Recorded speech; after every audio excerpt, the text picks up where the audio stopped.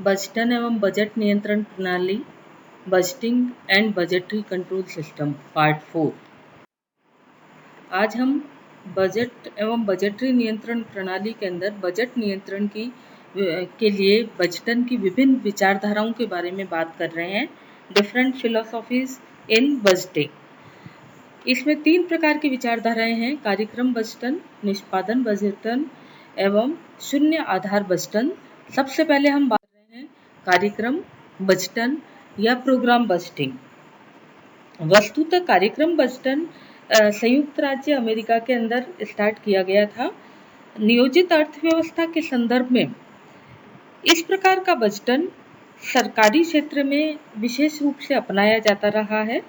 सरकारी क्षेत्र में सरकार द्वारा निष्पादित किए जाने वाले विभिन्न कार्यक्रमों के लिए बजट आवंटन किए जाते हैं। प्रत्येक कार्यक्रम के लिए एक निश्चित बजट राशि निर्धारित कर दी जाती है। जिस विभाग को इन कार्यक्रमों को निष्पादित करना है, यानी इन कार्यक्रमों को पूरा करना है, उनसे ये एक्सपेक्टेशन होती है कि वे आवंटन राशि को, जो मतलब उनको राशि बजट के अंतर्गत उस कार्य को करने के लिए मिली है, उस राशि को एक निश्चित अवधि में व्यय करके सामाजिक उद्देश्य को प्राप्त करेंगे। एक्चुअली इस बजट प्रणाली में नियोजन पर अधिक ध्यान दिया जाता है, न कि निष्पादन पर।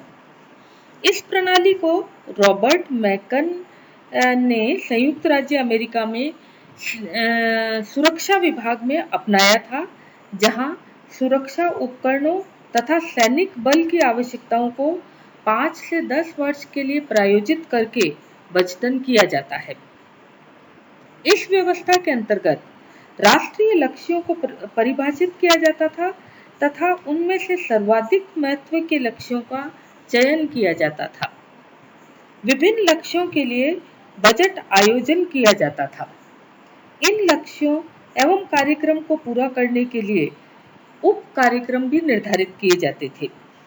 प्रोग्राम बजटिंग का तत्कालीन स्वरूप इस दृष्टि से इनकम्प्लीट था कि इस व्यवस्था के अंतर्गत इस बात पर अधिक ध्यान दिया जाता था कि विभाग कितना व्यय करता है, न कि विभाग किस प्रकार कार्य करता है।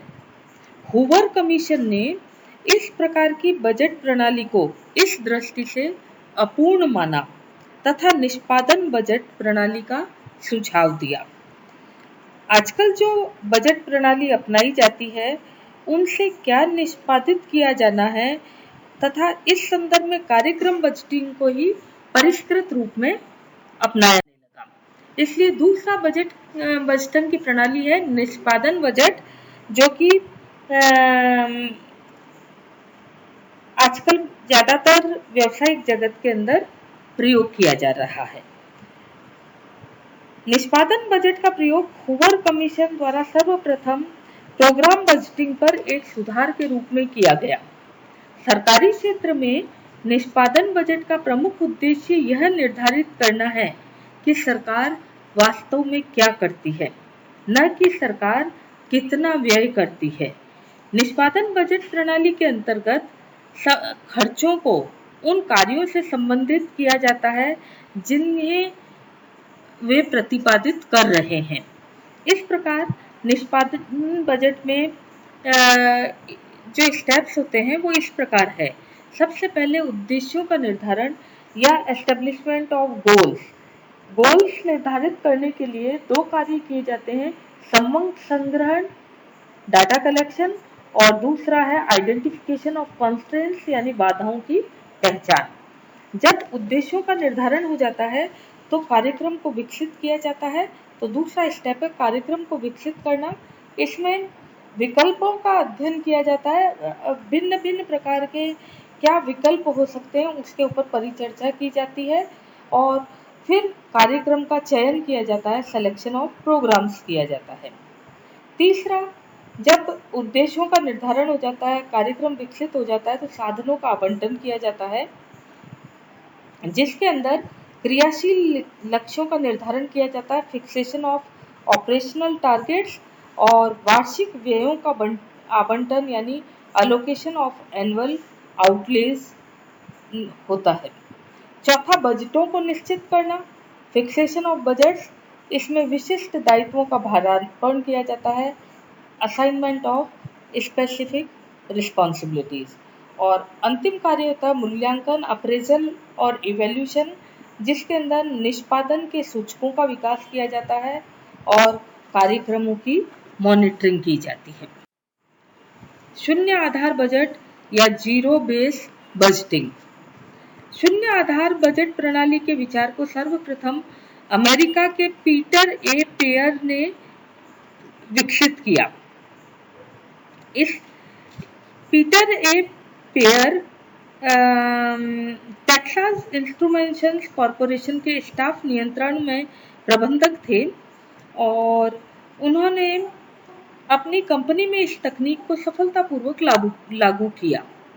जॉर्जिया राज्य के तत्कालीन गवर्नर ने पीटर के इस तकनीक की बहुत तारीफ की और अपने प्रांत में आर्थिक समस्याओं के निपटारे के लिए इस तकनीक को लागू करने में सलाह लेने हेतु आमंत्रित किया। इस तकनीक का प्रयोग राजकीय व्ययों को नियंत्रण करने में इतना उपयोगी रहा कि राष्ट्रपति ने भी कार्यभार संभालने पर इस तकनीक का व्यापक स्तर पर प्रयोग किया। वस्तुतः परंपरागत बजट उन क्षेत्रों में पर्याप्त रूप से उपयोगी रहा है जहां व्ययों का उत्पादन से सीधा संबंध होता है, अर्थात जहां बजट व्ययों को इनपुट्स और आउटपुट्स में व्यक्त किया जा सकता है, वहां परंपरागत बजट प्रणाली का प्रयोग किया जाता है। किंतु जब बजट व्यय उत्पादन से सीधे संबंधित नहीं हो तो वहां ट्रेडिशनल बजट प्रणाली की सफलता संदेहास्पद हो जाती है। ऐसी अवस्था में शून्य आधार बजट प्रणाली अधिक उपयोगी रहती है। परंपरागत बजट प्रणाली पर ही शून्य आधार बजट प्रणाली आधारित होती है। जब किसी विभागाध्यक्ष को बजट बनाना होता है तो वह प्राय पिछले बजट के समंकों को आधार मानकर उनमें कुछ वृद्धि करके भावी बजट का सृजन करता है। ऐसा करने पर सबसे बुरी बात यह हो सकती है कि नए बजट में पिछली अकुशलताएं क्यूमुलेटिव रूप से आगे बढ़ती रहती है और यदि पिछले बजट की अवधियों में अनावश्यक और अधिक आवंटन हुआ है तो वह कंटिन्यूअसली बढ़ता रहता है। इसके विपरीत शून्य आधार बजट में न तो पिछले समंकों को आधार माना जाता है, न ही उसकी इंक्रीमेंटल अप्रोच को ही अपनाया जाता है, वरन प्रत्येक बजट का सृजन शून्य को आधार मानकर किया जाता है, अर्थात बजट आवंटन मांगने वाले विभाग से ही यह एक्सपेक्टेशन होती है कि वह सिद्ध करे कि उसे क्यों अमुक बजट राशि आवंटित की जाए।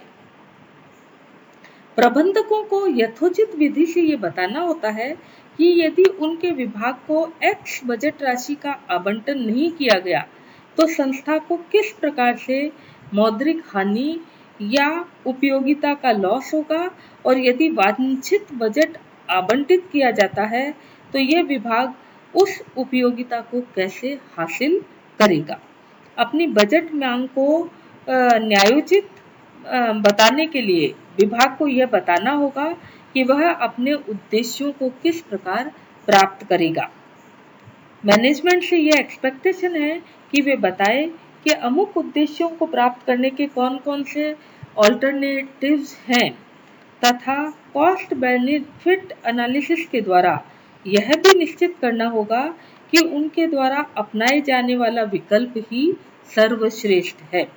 इस प्रकार शून्य आधार बजट प्रणाली में प्रत्येक विभाग को डिसीजन पैकेज प्रोग्राम के साथ आगे आकर अपनी बजट मांग को न्यायोचित ठहराना होगा। टॉप मैनेजमेंट विभिन्न विभागों द्वारा प्रस्तुत बजट मांगों का विश्लेषण करके उन्हें क्रम प्रदान करते हैं और कार्यक्रम की श्रेष्ठता के आधार पर सीमित साधनों का आवंटन किया जाता है। शून्य आधार बजटन की प्रक्रिया या प्रोसेस। इसके अंदर सबसे पहले उद्देश्यों को परिभाषित किया जाता है, निर्णय इकाई का निर्धारण किया जाता है, फिर निर्णय पैकेज तैयार करना होता है, फिर पिछले बजट को ध्यान में रखे बिना अर्थात प्रारंभ से नए बजट का निर्धारण करना होता है। उसके बाद विभिन्न विकल्पों से संबंधित निर्णय पैकेज का क्रिटिकल परीक्षण करना और उन्हें क्रम प्रदान करना होता है।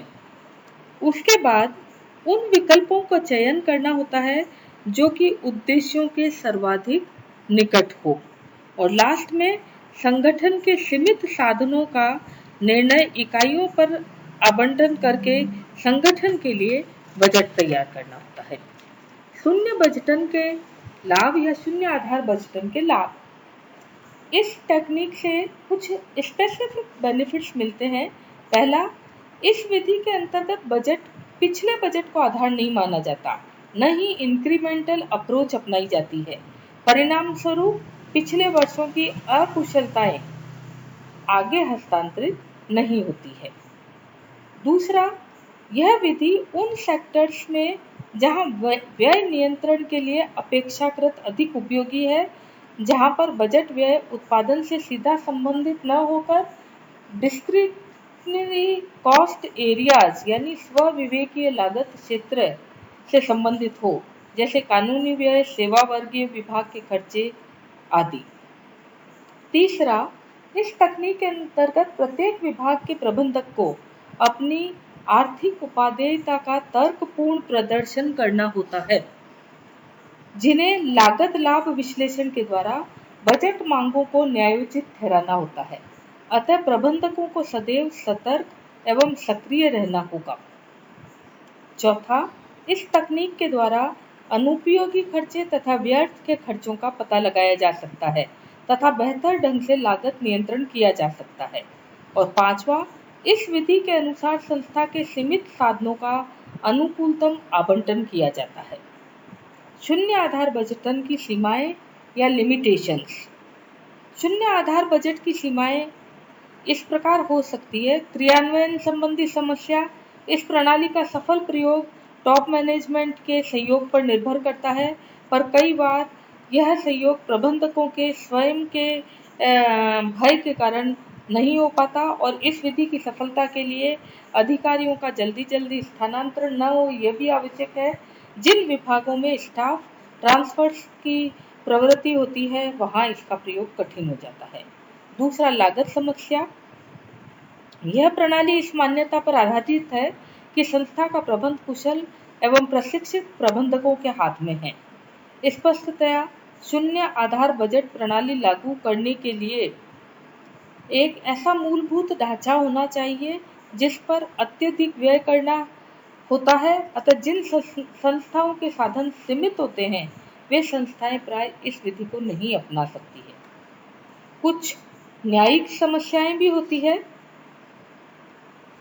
शून्य आधार बजट प्रणाली के माध्यम से अकार्यकुशल इकाइयों का पता सरलता से लगाया जा सकता है और कभी-कभी पूरी इकाई को रद्द करना होता है।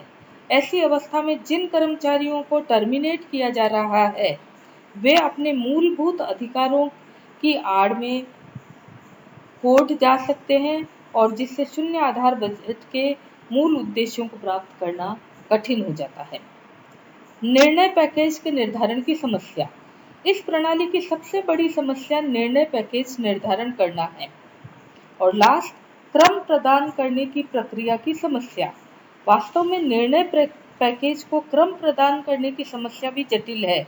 यह क्रम कौन प्रदान करेगा, यह क्रम कैसे प्रदान किया जाएगा तथा किस सीमा तक यह क्रम क्रियान्वित होगा। इसके अंदर जो प्रबंधक की प्रिय योजनाएं होती है उनको क्रम सफलता से प्राप्त हो जाते हैं, चाहे उनकी कोई आर्थिक उपादेयता हो अथवा नहीं। इस प्रकार शून्य आधार बजट को लागू करने में कुछ सीमाएं आ सकती है जिनके निवारण से ही इस शून्य आधार बजट के लाभों को प्राप्त किया जा सकता है। धन्यवाद।